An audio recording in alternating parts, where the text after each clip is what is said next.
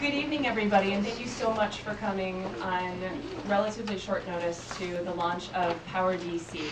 Power DC is a new coalition. It's extremely broad, and it's people from the community who are working to stop this merger. It's renewable energy advocates, environmental advocates, it's social justice advocates, and it's people who believe that the DC merger is not in the public interest.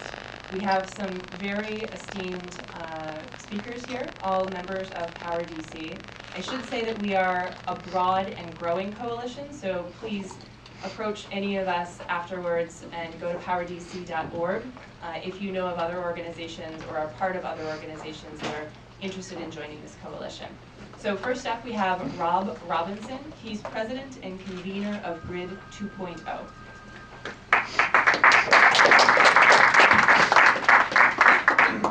Thank you. I'll try to keep from tripping.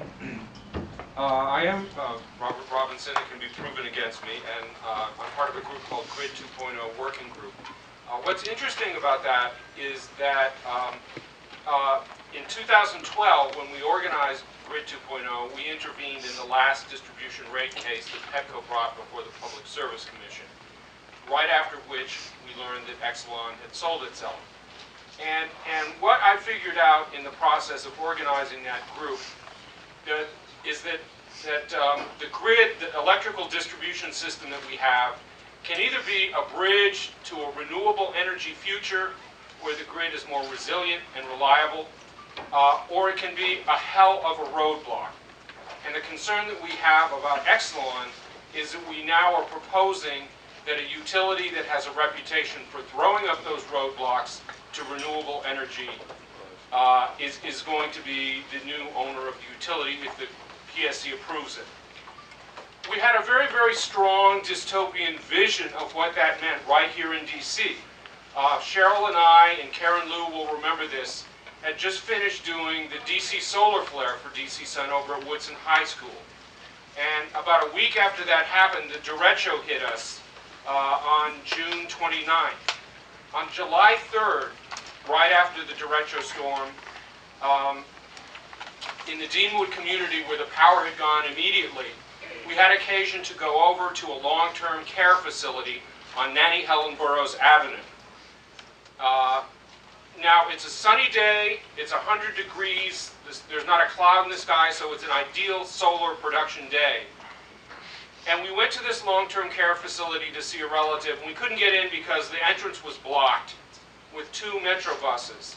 When we finally got around that, what we saw were maybe 100 people in wheelchairs stacked up like shopping carts in the parking lot in this enormous 100-degree heat with bus exhaust washing over them, waiting to get on the buses as a cooling station to get a few minutes of air conditioning.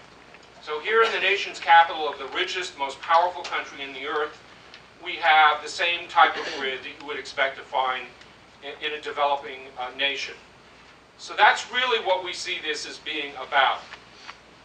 One model for energy in the 21st century is that you use technology, you use energy efficiency, and you combine them with renewable energy, and not only will the grid be more reliable and resilient, but electricity will be cheaper.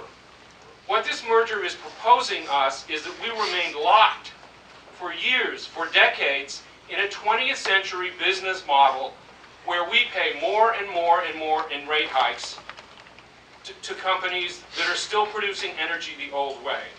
So that's why this issue is so very, very, very important to us. Because we want to have a 21st century grid, and we want to have distributed generation so that, like our neighborhood in Mount Pleasant or Capitol Hill, if you go up on a roof and look out over your neighbors' homes, you can see solar panels all around you. And that's what distributed generation is. It's producing the energy on the same site that you consume it. And that's what the big threat is to Exelon. I'm going to keep my remarks short. I'd just like to say, most of you know that the issue that this hinges on is whether or not this deal is in the public interest. Okay? Let's talk briefly about what everybody gets. Well, Pepco's shareholders and their executives are going to get to divide up at least $1.2 billion.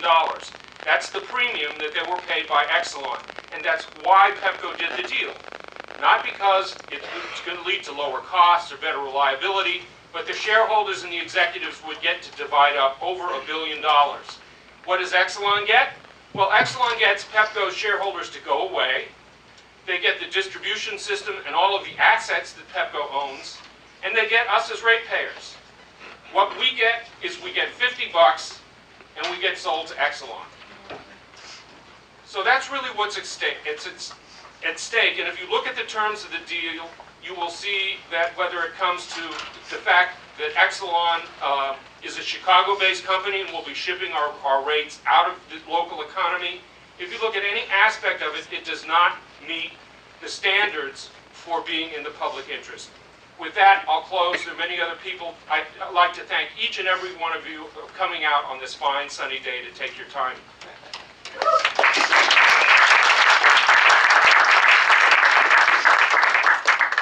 Thank you, Rob. Rob has been going to the ANC Commission meetings with a lot of other Power DC and Grid 2.0 volunteers, really trying to raise the issue at the neighborhood level, because we find that a lot of people don't know about the issues behind this Exelon-Pepco merger.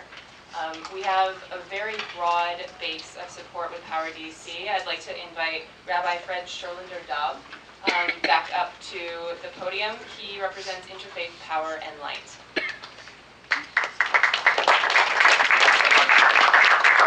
A disclaimer for all of the testosterone that's up here. This is very much a woman-led effort. And we need to say this is not only about firing up folks before tonight's hearing, it's also a real coming together of the folks who are really in tribute to Anya Schulman. So thank you.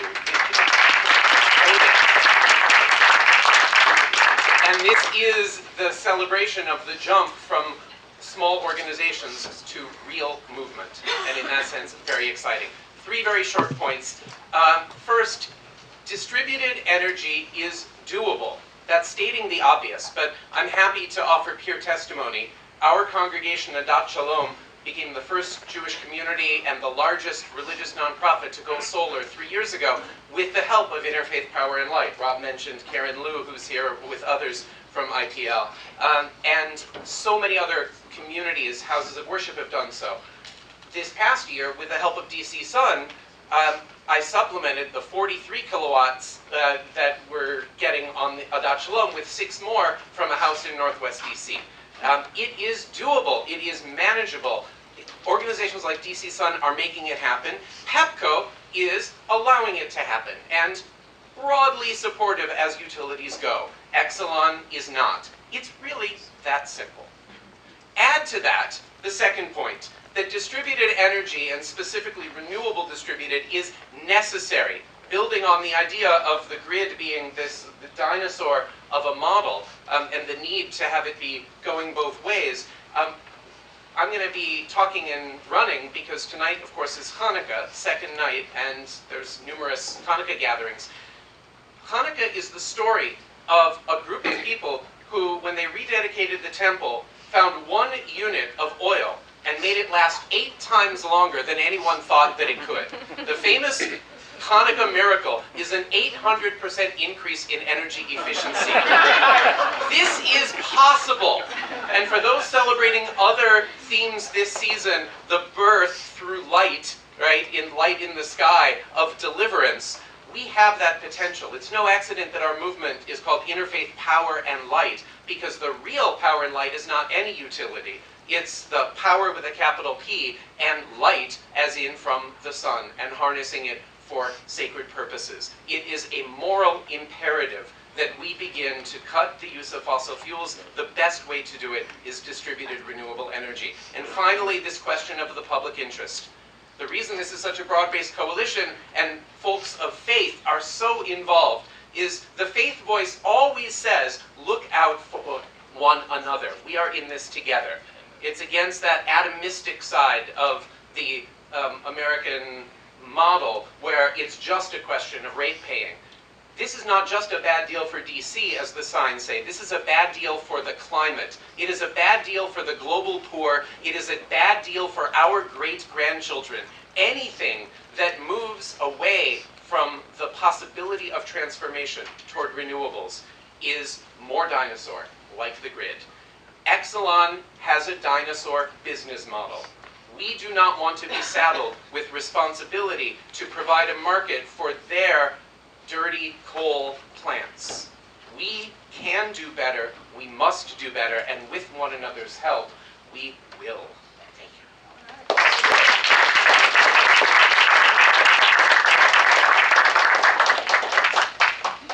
Thank you so much, Rabbi. Next up, we have Jim McGrath. He is chairman of the DC Tenants Advocacy Coalition. And as he comes to the podium, we've been looking a lot at the implications of the merger on the rates for DC residents and business owners. And it's not looking good. As Sandra Madhavu-Fry mentioned, there are a lot of risks and not a lot of rewards. So please, Jim.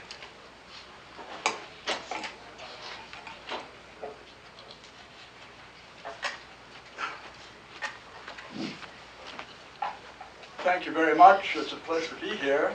And when I look at this merger, I see something of a medieval morality play. Unlike St. George, who only had to slay a dragon, valiant Sandra Madhavu-Fry has to slay a hydra-headed monster called Pepco, now added to another monster with more hydra called Exelon. And this hydra-headed monster's big mouth only utters 3 words: more, more, and more. Now, there are many problems in the city. People talk about education, crime, health and welfare, but that's not the most important problem. The most important problem is affordability, because if you can't afford to live here, all of those other problems become moot. And part of the unaffordability crisis turns on rents and utilities. There was a time when rents included all utilities. No more. Now we have meters and sub-meters and what have you, and all of those costs get passed on to tenants. And those are key indications of what's making the city unaffordable. There's a flood tide of money coming in, affluence everywhere. There's a welcome sign for the rich and an exit sign for the poor. And when I look over it, it reminds me of the big bank crisis, you know. We have big banks then, we have big utilities now. And nothing is more indicative of reminding of the big bank crisis. J.P. Morgan Chase, chairman of the board, Jamie Dimon. Diamond, that's a good name. Should be a new song. Diamonds are a pirate's best friend. He gave himself a $25 million bonus. And now Pepco is giving their shareholders and executives $1.2 billion. That's a disgrace. That is a crime against humanity and rate holders. And the only final point I wish to make is this.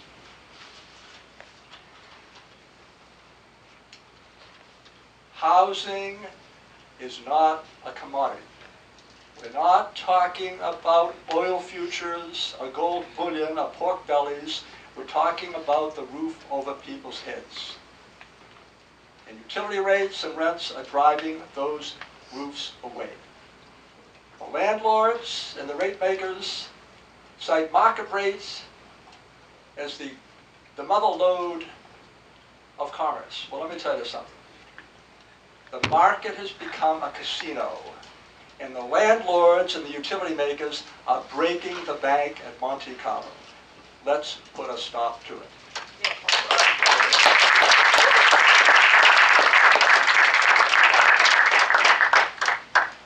Thank you so much, Jim. We have a broad coalition, as I said. We just had the DC Green Party join the coalition today. And we now have Delon Michael, who's the Executive Director of DC Working Families. This is multiple parties coming together to oppose this merger, and we're looking forward to your remarks. Thank you, Delon. Hello, thank you for having me. As she said, I'm Delon Michael, the Executive Director of DC Working Families, and there's no place I'd rather be than in a room full of activists who are fighting for justice. The reason we're here tonight is plain and simple. This deal is bad for Washington working families. I don't know how we got here, but simply the deal makes no sense whatsoever. Exelon's a Chicago-based company that is too big to fail. Just last week, the Maryland Office of People's Counsel asked the Commission to reject this deal out of hand, just as the DC office did a few weeks prior to that. And we're going to call them to do the same thing tonight. So Exelon has basically provided a checklist of false benefits. The Office of Counsel said the best of which are fairy tales, the worst of which are out and out lies. Now, if you're wealthy and well-connected, decent deal. But if you're a working families, a utility worker, this is not a deal for you. There's nothing in it for you, and it's just really terrible. They have a community fund that they're handing out money. I think it's a slush fund. They're handing out bribes. They're giving money all around, spending money all around town.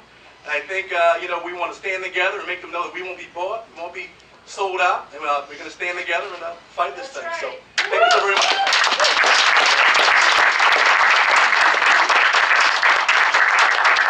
Well, somebody recently said, Working Party's family, look out for those guys. They're awesome, and I think they're right. Next up, we have Tyson Slocum, the Director of the Energy Program for Public Citizen. Thank you. So for those unfamiliar with Public Citizen, we're a Washington, D.C.-based consumer advocacy group founded by Ralph Nader back in 1971. I run our energy work, and for the last 15 years, since I chased Enron around California, I lead our electric utility work. And there is no question, any way you look at this proposed acquisition of Pepco by Exelon, it stinks for the public interest. And I'm going to outline 3 broad reasons why. First and foremost, this is a massive transfer of risk away from Exelon shareholders and on to the captive ratepayers of Pepco. Why? Because Exelon right now controls most of the power plants in the region that we call PJM, which is the deregulated electricity market that DC sits in the middle of. For years, Exelon has been making a fortune in this deregulated market. The last couple of years, it's been more of a bumpy ride. So Exelon sought to mitigate that risk by bringing on 1.4 million captive ratepayers that Exelon is going to be able to balance its balance sheet with more guaranteed, rate-guaranteed money coming in from Pepco ratepayers. And that's why Wall Street absolutely cheered this merger. And as we all painfully know too well, what's good for Wall Street is terrible for Main Street and for working families. And so just on that point, the DC Public Service Commission needs to reject this merger. The second reason to reject it, however, is that it is going to concentrate economic and political control in the hands of one company, Exelon. Exelon already has the largest fleet of unregulated power plants stretching from Illinois to the East Coast. If they add in Pepco's captive ratepayers and its transmission assets, there's not going to be another utility commanding the kind of control that it will have over this entire market. And with that control becomes political consolidation. They're going to control now 85% of all the electricity system in Maryland, concentrating its power in Annapolis and Baltimore. It's going to control the inner workings of this private organization that operates the grid and importantly writes the rules for the grid, PJM. And that's a problem, and the federal government failed to mitigate that risk. But what we're really seeing here, and it's been eloquently pointed out by some of the other speakers, is that by taking over Pepco, Exelon is fundamentally transforming Pepco away from a neutral arbiter, where Pepco doesn't own any power plants. All it does is it procures power and delivers it on to customers.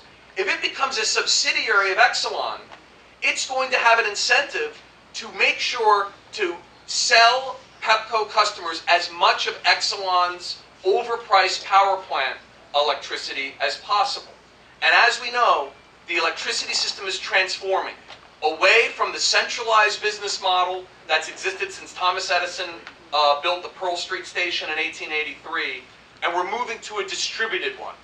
The largest lobbying group for the for-profit corporate utility, the Edison Electric Institute, put out a seminal white paper in February 2013, where they said the number one threat to the centralized utility business model like Exelon, it isn't EPA regulations over greenhouse gases, it isn't Obamacare, it isn't taxes, it's rooftop solar.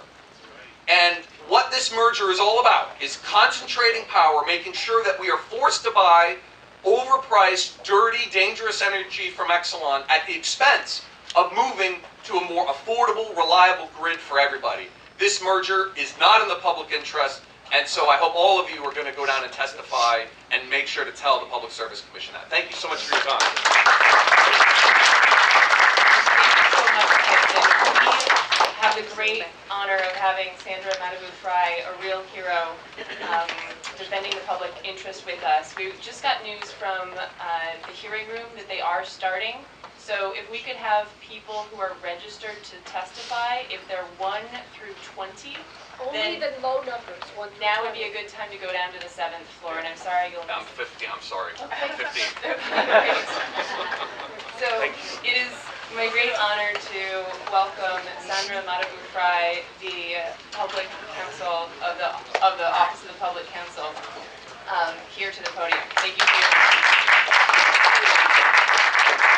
Good evening, everyone, and welcome. It is really wonderful to see so many people out here today to come together around an issue that is going to impact us not only today, not only for a short term, but for the long term.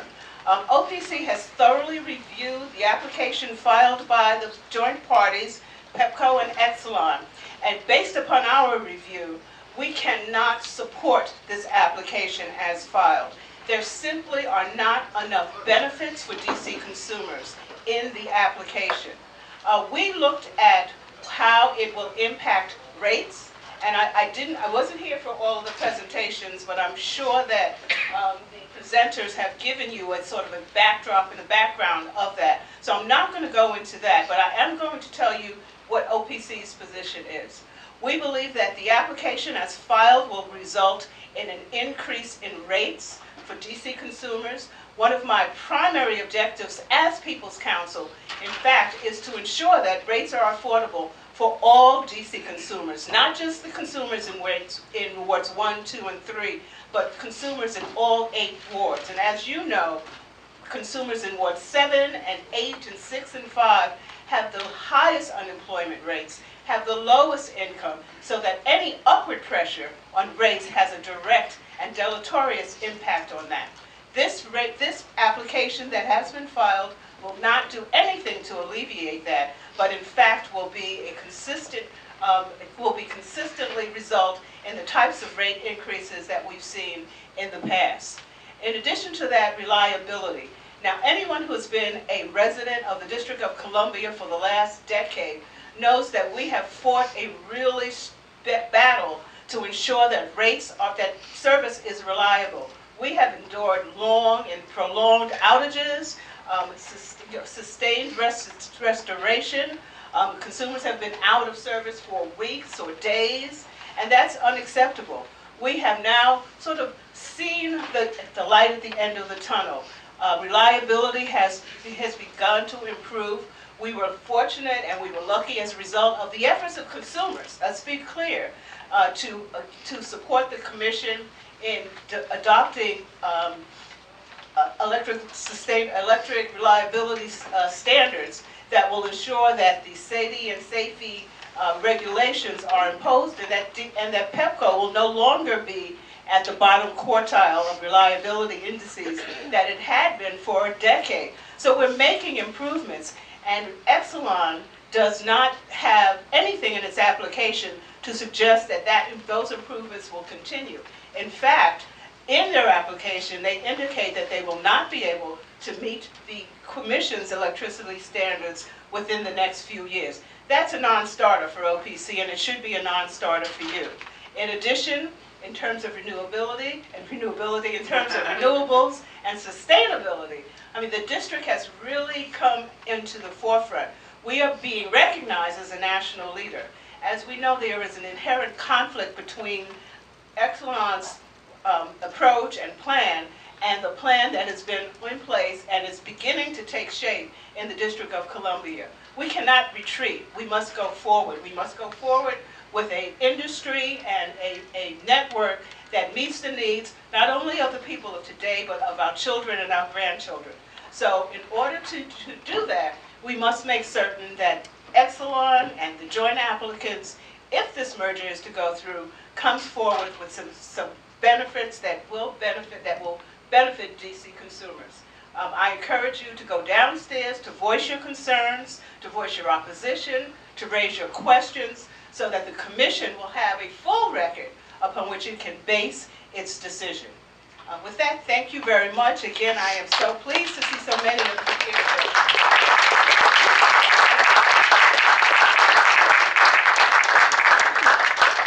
And now Anya Schoolman is going to come and talk about testifying. We hope you guys will all go down.